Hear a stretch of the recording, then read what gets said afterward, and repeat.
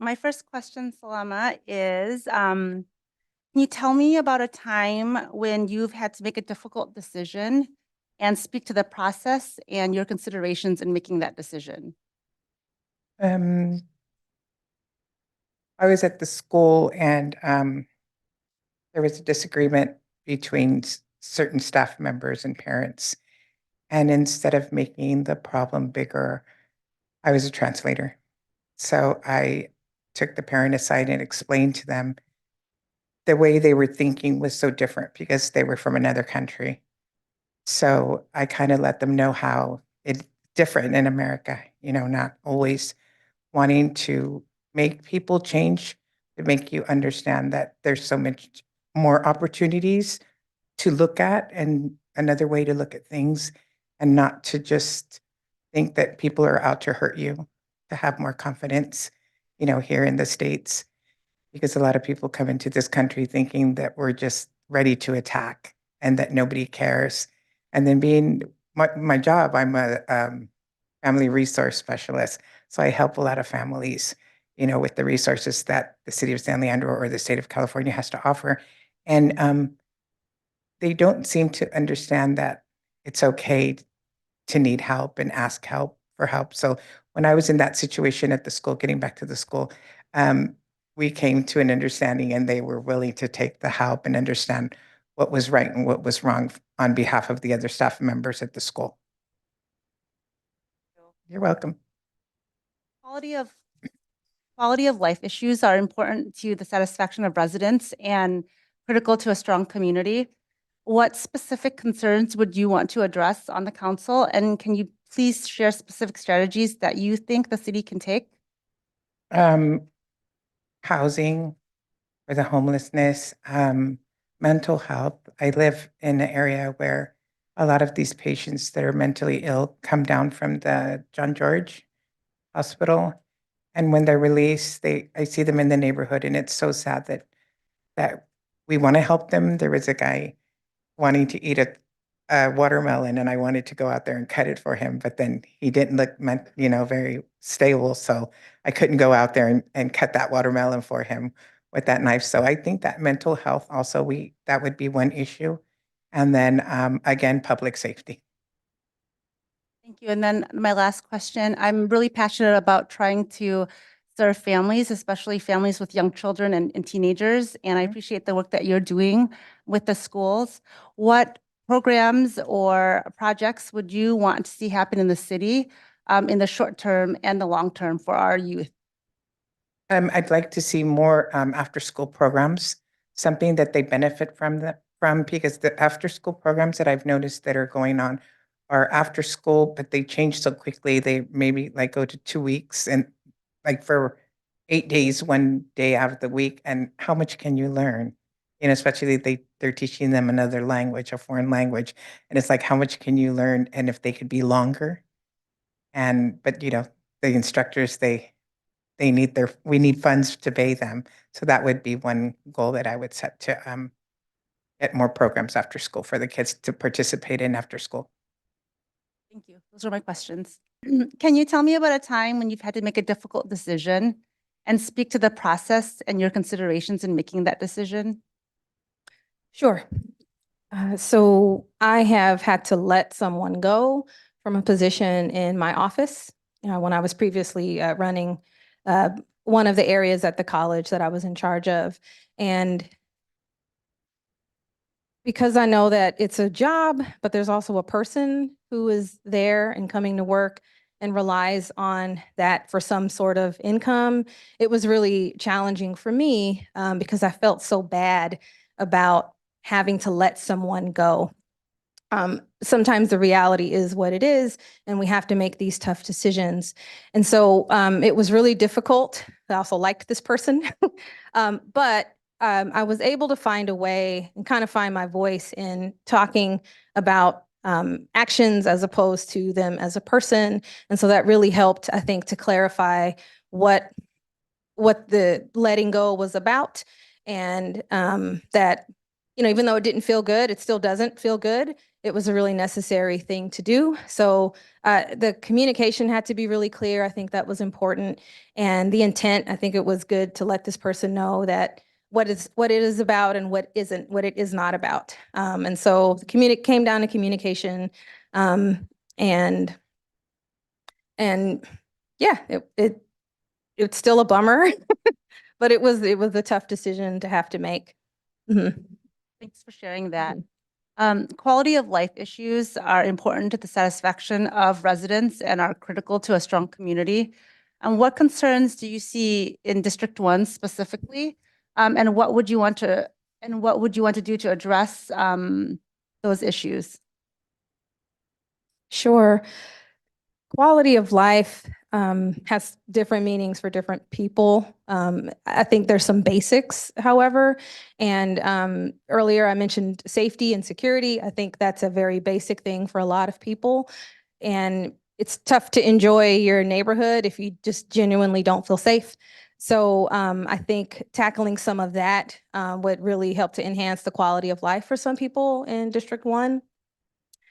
I also think there's an opportunity in District 1 for some businesses possibly to be there to enhance the quality of life. Some of the parks, I think there could be some enhancements made. There's nothing better than a park. It's, at least on our side of the house, it's free. It's beautiful, and it's usually a safe place for kids and other people to play and for dogs. So I would think that ensuring that the parks are in really good condition and that they're safe and clean enhances quality of life. When there are things for people to do, for people that want to do them, that enhances quality of life and safety and security. Thank you. That you've started to answer part of my next question as well. And I'm very passionate about working to uplift women and children and families, especially youth and teens in particular. What specific strategies would you want to implement in the near term and long term to support working families, teens and young children in San Leandro? Thank you. I love that question. So earlier I also mentioned, like, I think they need something to do, and it isn't, in my view, it isn't just so that teenagers can go do something, but sometimes that also means that parents might have time to do something else as well. Sometimes we have competing priorities, and so is that time? Yes, your time. Oh, okay. Thank you. Can you tell me about a time when you've had to make a difficult decision and speak to the process and your considerations? Yes. So during my time in the city of Berkeley, I was in charge of establishing and launching a Cradle to Career education initiative. The challenge was that it launched right as the recession was happening. And so we really didn't have any funds, additional funds that we would be able to fund this initiative. And so the mayor said, we have to find a way to find existing money, align, and get everyone moving in the same direction. And so my role there, in charge of education, health, and community services, and as deputy chief of staff, was connecting community, connecting all the organizations that were funded through our various funding pots throughout the city. And some of the organizations had been funded for decades and were a big part of the community, of the fabric of the community. And we needed to introduce this initiative that was a Cradle to Career initiative that was like a 15-year initiative, kind of really long-term, introducing it. But also, what value do you see yourself bringing to the community? And how do you see yourself in service to this citywide initiative that included the school district, included higher education institutions?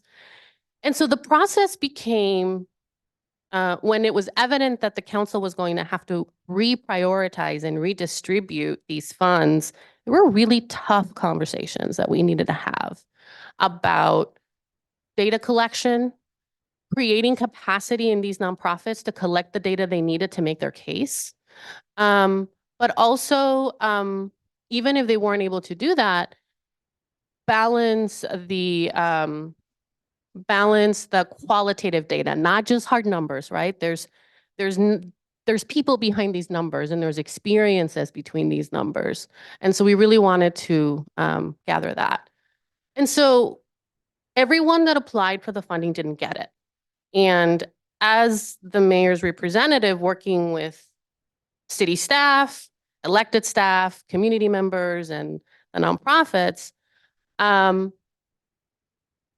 what ended up carrying us through this was the transparency, that everyone was aware of the process, how the decision was made. They were ranked by various city commissions. So the process itself was very public. And we had an open door policy where if you have any questions about the process, at any point, please come to us and we'll meet with you. So I am happy to say that, years later, I still have really good relationships with those organizations that didn't end up getting the funds they wanted, but they actually improved their data collection that set them up for larger grants from foundations. So it was capacity building and it was a lot of lessons learned.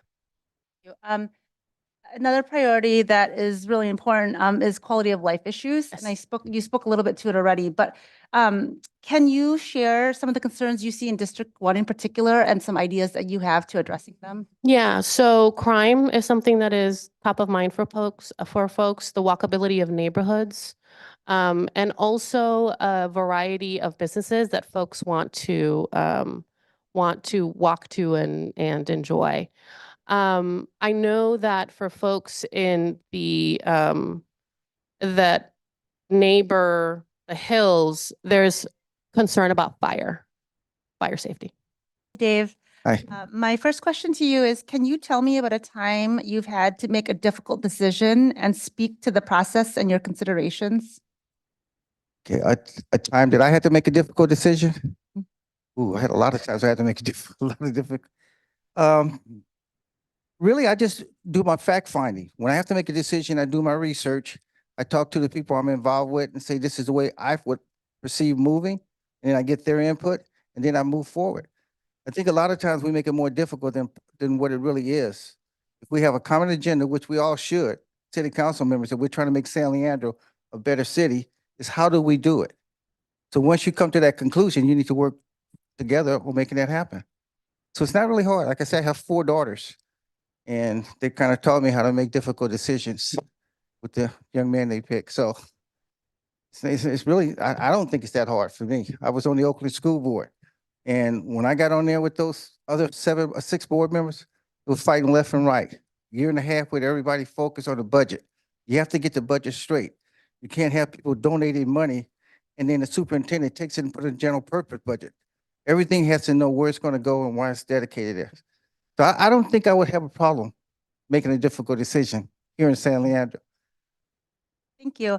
Another priority that is really important to me and many members of the community are quality of life issues. Addressing them are critical to the satisfaction of the residents. Can you identify some concerns that are specific to District 1 and share strategies that you or the city would want to take with the city? Quality of life. My district, I live in Bell Vista. We have a lot of seniors and they need a lot of help on direction, whether it's transportation, whether it's information on how do they get medicine, affordable medicine. Even some places where we have the new building where it used to be the old CVS. I've actually, and I don't publicize a lot of things that I do. I've helped seniors with their rent. When they raise the rent, $60 for a rent increase is a lot of money for some people. For over 2 years, I've helped 2 women there continue to have their apartment by giving them $60 every month. And I've also brought other people on to volunteer to give them $20. So those type of situations exist. Then we also have families that they're young families that are trying to get affordable housing. So there are ways to make those things happen too. And then my last question, Dave, is what specific strategies would you want to implement to support working families, teens, and young children in San Leandro? Say that again. I don't know if I'm having. What specific strategies would you want to implement to support working families, teens, and young children in San Leandro? For working families, first we try to get the wages up. affordable wages because we're way below what we need to be here in San Leandro. I think we're about 95% higher than the national average for housing. The expenses here, whether it's food, grocery, or houses, 95%. That's a lot of money to be different. So that's what I would try to do is get the wage up. Also help do with the education, try to educate more people to get better jobs. Thank you.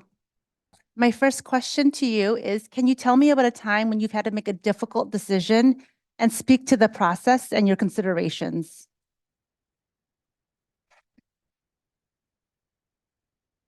I guess the most difficult decision when I was on the school board, probably it was the first year being on the school board. I was a brand new member of the board. I was the only one that was not an incumbent. We had an issue at the high school. There was a drama teacher who did plays and performances at the schools, and he had the kids do something called Breakfast Club. And some of the parents started talking to me about, do you know they're teaching kids profanity there? And they shouldn't be doing that. All right. And there were a lot of parents very emotionally upset about that because they didn't want their kids to go to school to do that sort of thing. So we brought it up at a board meeting, and some of the teachers came out and they said, well, it's okay because it's real life. This is what people do. They use profanity all the time. All right. So we had a lot of meetings where there were a lot of upset parents, people who voted for me. We had a lot of upset teachers, because they wanted to be able to do what they wanted to do. So I had this difficult decision. What do I think? And, who am I going to piss off? I mean, that's basically what it amounts to. You're going to lose somebody as a friend. So we went through that process. We listened to every side. And I remember the night we were supposed to make the decision. The TV station, KTVU, was there. They had cameras there. They wanted to know what we're going to do, what we're going to say. Okay, and so you could see the cameras looking at you, and each board member had to, say what they're going to say. And the only person they put on TV was me, because I was the new one. And they knew what the other people were going to say, but it was me. All right, so I said, so what do I think about this? How do I feel about it? And I said, what I told them was, we shouldn't be teaching profanity. If you want to express anger, you need to express it in a way that's acceptable in our community. You don't need to teach kids profanity. They can learn it on their own. So I said that, and it got on TV. But it was a hard decision because a lot of teachers were upset with me. Teachers I thought would be, I thought the honeymoon would last longer than just a few months. But these teachers got upset because I went against them. But the parents, most of them liked me. All right. So in a sense, that's when I learned you got to make the tough decision. You got to say what you think is right and let the chips fall where they may. Thank you, Ken. And then my next question for you is, addressing quality of life issues are critical to the satisfaction of residents. What concerns do you see in District 1 in particular? And can you please share some specific strategies that the city can take? Well, when you say quality of life, the first thing that comes to my mind is traffic congestions around all the schools. You can't get around the community. In District 1, there's too many schools around. You got to come down to Estudillo. You have to go down Bancroft. There's cars backed up. People are upset because they can't drop their kids off. People are upset because they can't get to work. They can't get through town. So that, I think, is probably the most visible quality of life issue that I see.